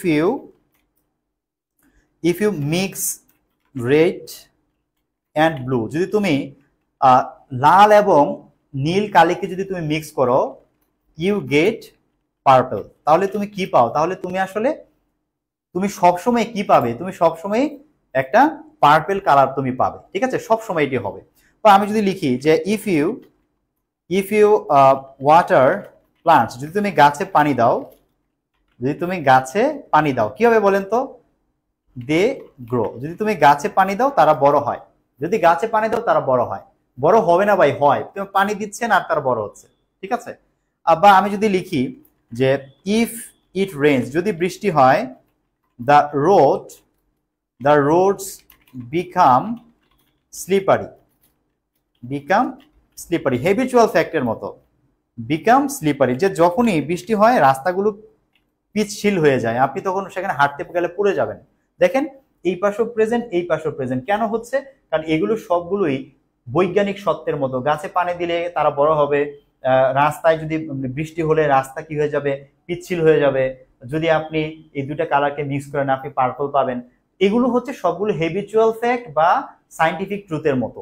প্রত্যেকটি, ঠিক আছে। এই কারণে এগুলোকে আমরা চাইলেও ফিউচারে লিখতে পারি না। লাস্ট একটা এক্সাম্পল দিই, আপনি যদি এটা লিখেন যে ইফ ইউ হিট আই, যদি তুমি বরফকে তাপ দাও ইট মেল্টস, এটা গলে যায়। যদি তুমি বরফকে তাপ দাও এটা গলে যায়। এই জন্য এই যে ইট মেল্টস গলে যায়, বা এটা গলবে না, গলে যায়, তাপ দিলেই গলে যায়, এটা সায়েন্টিফিক ট্রুথ, বৈজ্ঞানিক সত্য। সো এটাকে ফিউচারও লেখা যাবে না, পাস্টও লেখা যাবে না, এই জন্য আমরা প্রেজেন্টে লিখছি। তার মানে কেন দুই পাশে প্রেজেন্ট ইনডিফিনিট হয়, হয়তো আগে মুখস্থ করেছি জিরো কন্ডিশনাল মানে প্রেজেন্ট, কিন্তু না, লজিকটা জেনে আমরা পড়লাম যে কেন আমরা এটা করি। আরেকটি বিষয় বলবো যে এই জিরো কন্ডিশনাল যে সবসময় এমন হবে যে ইফ এর পরে সবসময় প্রেজেন্ট থাকবে এমন না, পাস্ট ইনডিফিনিট প্লাস হচ্ছে পাস্ট ইনডিফিনিট, দুইভাবে হতে পারে। Past indefinite plus past indefinite এইভাবেও কিন্তু জিরো কন্ডিশনাল হতে পারে, অর্থাৎ পাস্টও থাকতে পারে। যেমন আমি লিখি যদি যে ইফ দে প্রপোজড মি, আচ্ছা ইফ দে প্রপোজ, যদি তারা প্রস্তাব দিত, I always agreed with them, আমি সবসময় তাদের সাথে একমত হতাম। যখনই তারা দিত আমি একমত হতাম। এই কথাটা দেখেন, যদি আমি প্রেজেন্টে লিখি, আমি যদি লিখি যে ইফ দে প্রপোজ, যদি তারা প্রস্তাব দেয়, I always agree with them, যে তারা ইফ দে প্রপোজ, তারা যদি প্রস্তাব দেয়, I always agree with them, আমি তাদের সাথে একমত হই। যখনই প্রস্তাব দেয় তাদের সাথে এরকমই আমার সম্পর্কটা, যখনই প্রস্তাব দেয় আমি রাজি হয়ে যাই। এখন হই, এই জন্য দুইটা প্রেজেন্টে লিখছি। আজকে হই, কিন্তু এক মাস পরে কথাটা কি বলবো, এক মাস পরে বলবো যে যখনই তারা আমাকে প্রস্তাব দিত আমি একমত হয়ে যেতাম।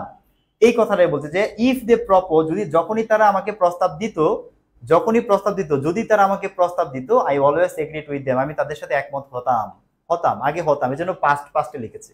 আজকে যেটা প্রেজেন্ট, কালকে সেটা পাস্ট হতে পারে।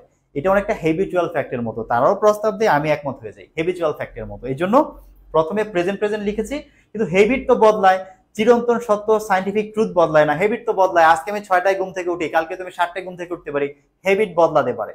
এই জন্য যেগুলো হেবিচুয়াল ফ্যাক্ট, এই হেবিট যখন বদলে যায় তখন হেবিট গুলোকে এখন যদি আমরা প্রেজেন্টে লিখছি, পরে চাইলে আমরা পাস্টে লিখতে পারি, এই জন্য পাস্ট হয়েছে। ওকে, আমার মনে হয় বুঝেছেন। লাস্ট একটা এক্সাম্পল দেখে আমরা এই টপিকটা ক্লোজ করে দিচ্ছি। লাস্ট হচ্ছে আমি বলতে পারি যে if she suggested a movie, যদি সে আমাকে কোনো মুভি দেখতে বলতো, if she suggested a movie, সে যদি কোনো মুভি দেখতে বলতো, আমরা লিখবো যে I always watched it with her, আমি সবসময় এটি তার সাথে দেখতাম, ঠিক আছে। যে সে যদি আমাকে একটা মুভির সাজেস্ট করতো, সে যদি বলতো যে মুভিটা দেখো, আমি তার সাথে দেখতাম, ঠিক আছে, সব সময় দেখতাম। এই জন্য আমরা এটা হেবিচুয়াল ফ্যাক্টের মতো, এই জন্য এই পাশে পাস্ট, ওই পাশে পাস্ট লিখেছি, যখন সাজেশন করতো আমি দেখতাম। ওকে, তাহলে ইফ রিলেটেড এই অংশগুলো যদি আপনাদের জানা থাকে, ইফ থেকে আপনাদেরকে ইনশাল্লাহ আটকাতে পারবে না। এই কয়েকটা কনসেপ্ট জাস্ট মাথায় রাখলে আপনি রুল মুখস্থ করা লাগবে না, এবং আপনি বুঝেও আনসার করতে পারবেন। আমাকে জানাবেন ইফ রিলেটেড ব্যাপারগুলো আপনাদের একদম ক্লিয়ার হয়েছে কিনা। ওকে ওকে, আচ্ছা, অস্থির ভাই ক্লাস এইভাবে শিখলে মরা পর্যন্ত আর মনে হয় ভুলবো না। আচ্ছা জি ভাই, আমিও চাই আপনারা না ভুলেন। হ্যাঁ, ভুলে গেলে আর কিভাবে হবে, ভুললে হবে না। এক পড়া বারবার না পড়ে এক পড়া একবার পড়েন, যেন সব জায়গায় কাজে লাগে, ঠিক আছে। মুখস্থ আপনি কয়টা করেন, ইংলিশে যদি আমি স্ট্রাকচার আপনাদেরকে বানিয়ে পড়াতে যাই, এত স্ট্রাকচার আসবে আপনি মনে রাখতে পারবেন না, ঠিক আছে। মাজুল ইসলাম ভাই থ্যাংক ইউ, বিরক্ত লাগে না, থ্যাংক ইউ সো মাচ। আচ্ছা আসেন আমরা এই কনসেপ্ট যদি ক্লিয়ার হয়ে যায়, এবার আমরা আরেকটা ব্যাপারে আসবো। আরেকটা ব্যাপারে কথা বলবো, সেটা ইন কেজের ব্যাপারে কথা বলবো। আনলেস এর ব্যাপারে কথা বলবো। এগুলো দিয়ে পরীক্ষাতে অনেক প্রশ্ন আসে, এগুলো দিয়ে আমাদের গ্যাপ ফিলিং আসতে পারে। দুইটা ব্যাপারই ঘটে, আমরা একটু ভালো করে বুঝি। দেখেন, ইন কেস এটি একটি ফ্রেজ কি, এগুলো নিয়ে আমরা পরে কথা বলবো। শুধু আপনারা এইটা মাথায় রাখেন যে একটির বেশি শব্দ যদি আপনাকে আমি বলি, দেখেন আপনাকে যদি আমি বলি যে এ গুড গার্ল লিখলাম, যদি বলি গার্ল কি বলবেন নাউন, গুড কি বলবেন অ্যাডজেক্টিভ, এটি বলবেন আপনি। কিন্তু আমি যদি এই পুরোটাকে আন্ডারলাইন করে দিয়ে বলি এটি কি, তখন কি আপনি বলতে পারবেন এটি অ্যাডজেক্টিভ বা এটি নাউন? না, তখন এগুলোকে বলতে ফ্রেজ। ওই ফ্রেজ থেকে আবার নাউন ফ্রেজ, অ্যাডভার্বিয়াল ফ্রেজ, এরকম অনেক কিছু হয়, আমরা সেই আলোচনায় যাচ্ছি না। শুধু একটু বুঝেন যে এটি একটি ফ্রেজ, দুটি শব্দ মিলে একটি ফ্রেজ হয়েছে এবং এটি একটি কনজাংশনের কাজ করে। কনজাংশন কি করে? দুটি বাক্যকে বা দুটি ক্লজকে যুক্ত করে। তার মানে একটু লিখে রাখবেন, নিচে এখানে লিখে রাখবেন যে এটি একটি কনজাংশন। নিচে একটু লিখে রাখবেন যে এটি একটি কনজাংশন, কনজাংশনাল ফ্রেজ। ফ্রেজ কিন্তু কনজাংশনের কাজ করে। এবং ইন কেস অর্থ হচ্ছে যদি। ইন কেস অর্থ কি? যদি। মনে রাখতে হবে ইন কেস শব্দের অর্থ হচ্ছে যদি। এখন ইফ অর্থ যদি, ইন কেস অর্থ যদি, কিন্তু পার্থক্য আছে। পার্থক্যটা কি দেখেন, আমি বললাম যে ইন কেস হচ্ছে, এটার অর্থ হচ্ছে যদি, এবং আমি বললাম যে ইন কেস বাক্যে কি করে? ইন কেস বাক্যে একটা কনজাংশনের কাজ করে, কনজাংশন। এটি একটা কনজাংশনের কাজ করে এবং এটিকে আমরা বলি একটা ফ্রেজ বা কনজাংশনাল ফ্রেজ, এটাকে আমরা বলতে পারি। এবং এই ফ্রেজের অর্থ যদি, ইন কেস শব্দের অর্থ যদি। ইফ অর্থ যদি, ইন কেস অর্থ যদি, কিন্তু কখন ইন কেস আর কখন ইফ মনে রাখবেন এখানে একটা ছোট্ট পার্থক্য আছে। পার্থক্য হলো যে যদি আশঙ্কা বোঝায়, আশঙ্কা বুঝেন কিছু একটা হবে, আশঙ্কা। আশঙ্কা বানান আমি পারি না ভাই, ভুল লিখতে পারি, মাফ করবেন, বাংলা খুব দুর্বল। হ্যাঁ, আশঙ্কা বানান কি ঠিক আছে?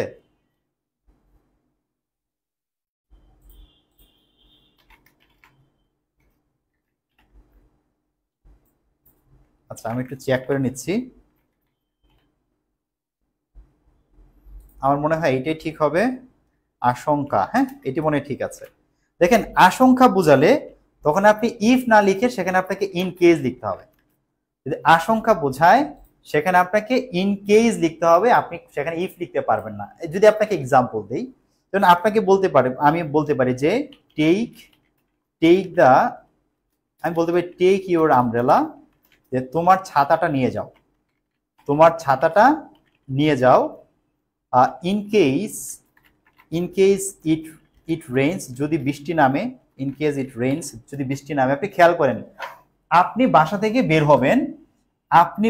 বের হবেন, আমি বলছি যে তোমার ছাতাটা নিয়ে যাও, ইন কেস ইট রেইনস, যদি বৃষ্টি নামে।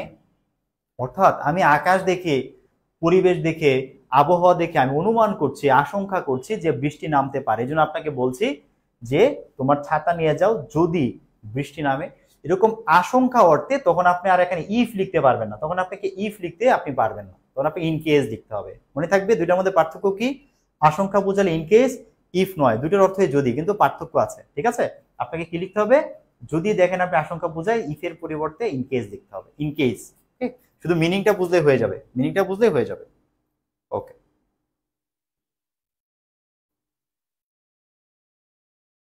ওকে। ইন কেস নিয়ে আমাদের আলোচনা করতে হবে না। আমরা এরপর চলে যাব আনলেস এর আলোচনায়। দেখেন, আনলেস শব্দের অর্থ কি? আনলেস শব্দের অর্থ হচ্ছে, আনলেস শব্দের অর্থ যদি না। আনলেস শব্দের অর্থ যদি না। যদি না মানে হচ্ছে ইফ নট, ইফ নট।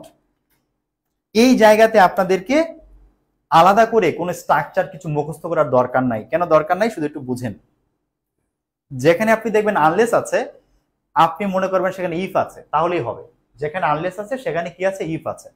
যেমন আমি একটা বাক্য লিখতে পারি যে if you do not follow me, যদি তুমি আমাকে ঠিক মতো অনুসরণ না করো, ইউ ক্যানট বি সাকসেসফুল, তুমি জীবনে সফল হতে পারবে না। সাকসেসফুল ইন লাইফ আমি লিখলাম না, এতটুকু লিখলাম। If you do not follow me, you can't be successful. দেখেন তো এই বাক্যটার মধ্যে কি আছে?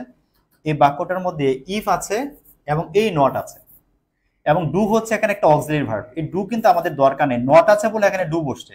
আমি যে নটটাকে বাক্য থেকে তুলে দিই, তাহলে ডু এরও কিন্তু আমার কোনো দরকার হবে না। তো আমি এই বাক্যটাই ইফ প্লাস হচ্ছে এই নট, এই ইফ এবং নটের জন্য আমি এই বাক্যটাকে আনলেস দিয়ে লিখতে পারি। কি দিয়ে লিখতে পারি? আনলেস দিয়ে লিখতে পারি। এই আনলেস মানেই হচ্ছে ইফ এবং নট।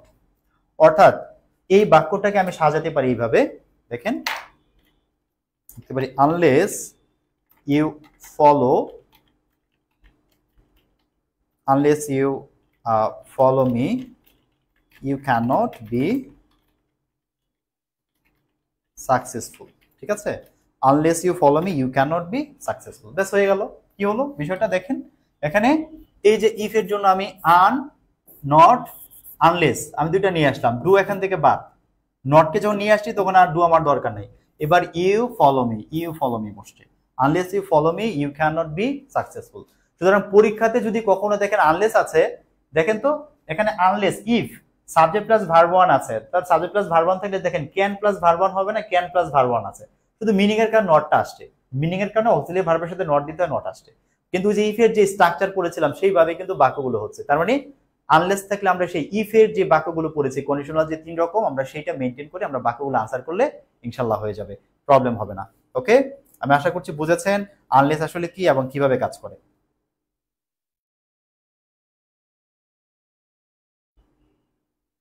ওকে, আনলেসের আলোচনা শেষ। আমাদের এই জায়গাগুলো খুব তাড়াতাড়ি হবে। আমরা আরেকটা বিষয় আলোচনা করব। 5 নম্বরে আমরা যে বিষয়টা নিয়ে আলোচনা করতে চাই একটু খেয়াল করবেন। এখানে আমরা কথা বলবো কয়েকটি শব্দ নিয়ে, সেটি কি কি আমি এখানে লিখে রেখেছি দেখেন।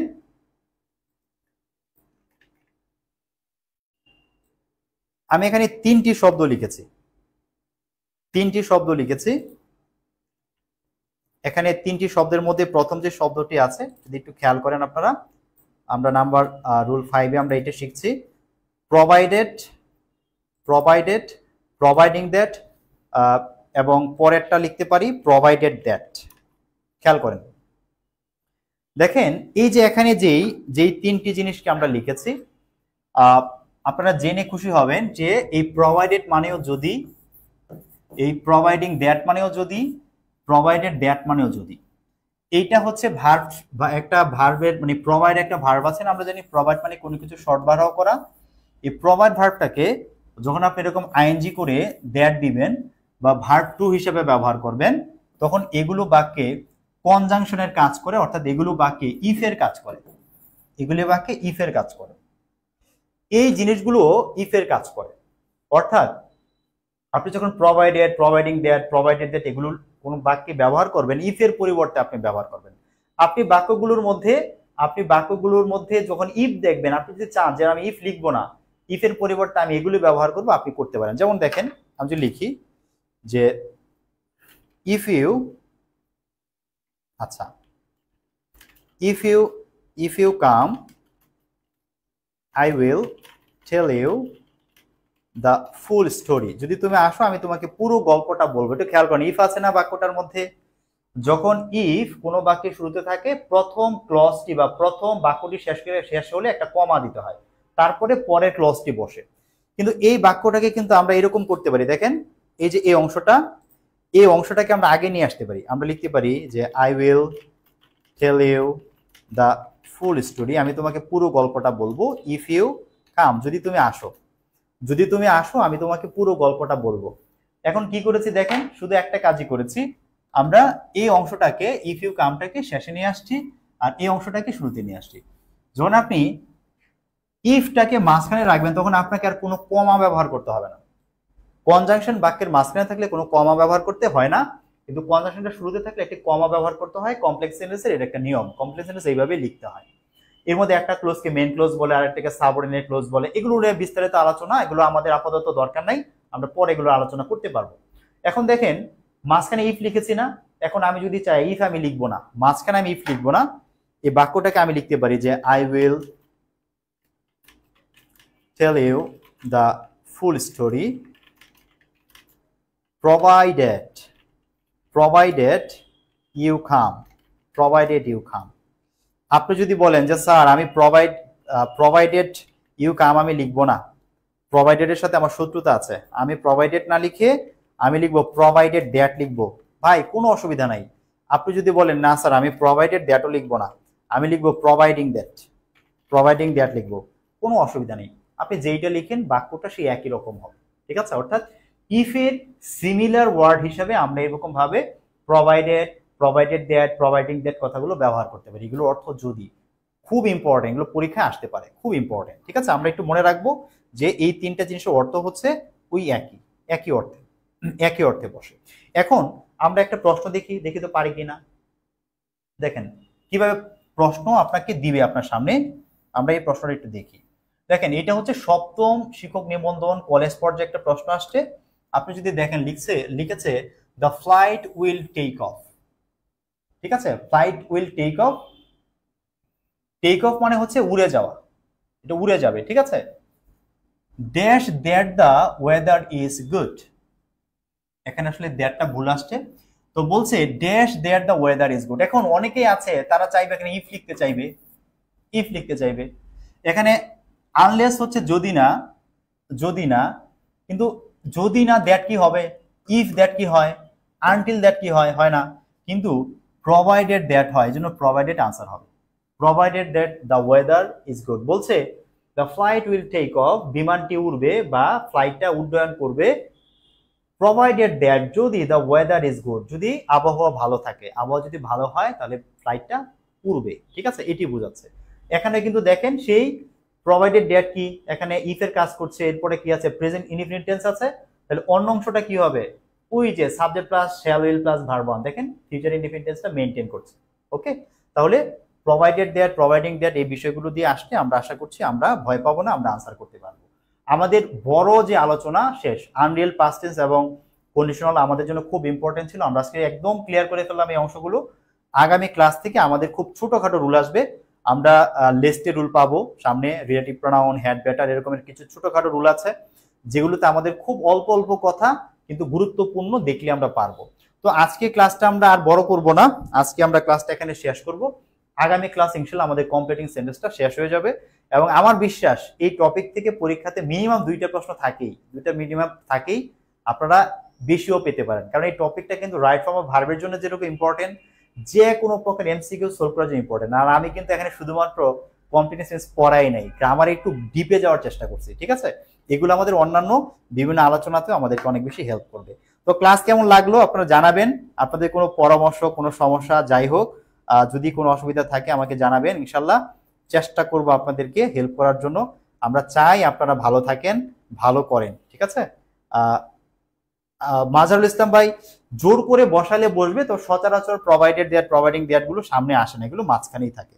ঠিক আছে, যদি আপনি সামনে বসাতে চান বসানো যাবে, অসুবিধা নাই, কিন্তু সাধারণত আমরা দেখি না এরকম ভাবে পরীক্ষাতে আসতে, আমরা দেখি না। ঠিক আছে, ওকে, আমার মনে হয় আপনাদের আর কোনো অসুবিধা নাই, থাকলে বলবেন। আমি আরো কয়েক মিনিট লাইভে আছি আপনাদের জন্য, যদি কারো কোনো প্রবলেম থাকলে আমাকে জানাবেন, আর যদি আপনাদের কোনো প্রবলেম না থাকে আপনারা আজকের মতো লাইভ থেকে বিদায় নিতে পারেন, কোনো অসুবিধা নাই। আর আজকের ক্লাসের নোটটা আমার আইডি থেকে পাওয়া যাবে, লিংক ডেসক্রিপশন এবং কমেন্টে দেয়া আছে ইনশাল্লাহ। ওকে, ভালো থাকবেন আপনারা, ইনশাল্লাহ আগামী রবিবার আপনাদের সাথে আবার কথা হবে ইনশাল্লাহ। ঠিক আছে, জি হ্যাঁ, রুবি আপু অনেক ধন্যবাদ, আগে কেউ বুঝায়নি। আপু চেষ্টা করব আপনাদেরকে বুঝিয়ে বুঝিয়ে সামনে নিয়ে। আর মুখস্থ আমার পছন্দ না, চাই অনেক কথা আমার শুনেন, আমি পেঁচাল পারি, আমার কথা শুনেন, কিন্তু আপনাদের জন্য মুখস্থ করতে না হয়। প্র্যাকটিস করালে ভালো হয় আপু, প্র্যাকটিস করাবো, হ্যাঁ, সবগুলো প্র্যাকটিস করাতে দিলে তো ক্লাস শেষ হয়ে মানে শেষ করতে পারবো না। তাহলে আপনাদের যেই যেই টাইমের মধ্যে শেষ করা দরকার, যদি এমন হতো যে আপনাদের আমি ধরেন যে 60-70টি ক্লাস নিতে পারবো, তাহলে না হয় এগুলো করাতে পারতাম, কিন্তু এত ক্লাস নেওয়ার সময় আমাদের হবে না। আমাদের এই মুহূর্তে আমার পেইড বেচে লিটারেচার কোর্স চলছে, আমার হচ্ছে যে গ্রামার কোর্স চলছে, আপনাদের কোর্স চলছে, সবকিছু তো মেনটেন করতে হয়। আমরা চাইলেও আসলে অনেক বেশি সময় যে করতে পারি বিষয়টা এমন না, কিন্তু আপনাদের বলেছি অ্যাটলিস্ট 15 পাওয়ার মতো একটা প্রিপারেশন দিব। তো সেইটা করার জন্য যা যা করা দরকার সবই চেষ্টা করবো ইনশাল্লাহ। ঠিক আছে, প্রবলেম নাই। জুবাইর হোসেন ভাই থ্যাংক ইউ ভাই, রাকিব হাসান ভাই থ্যাংক ইউ। জি ঠিক আছে ভাই, তো ভালো থাকবেন, সবাইকে আসসালামু আলাইকুম।